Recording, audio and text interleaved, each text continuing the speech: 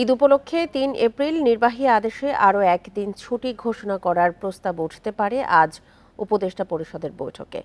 এটি অনুমোদন হলে এবার ২৮ মার্চ থেকে ৫ এপ্রিল পর্যন্ত টানা ৯ দিনের ছুটি পাবেন সরকারি কর্মকর্তা-কর্মচারীরা।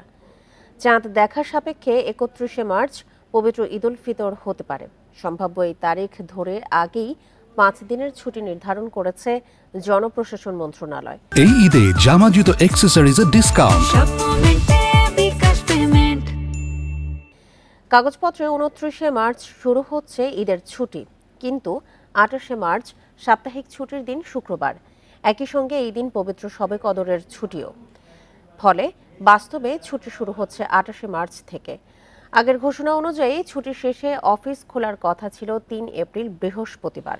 এর পরের ২ দিন আবার সাপ্তাহিক ছুটির দিন শুক্র ও শনিবার।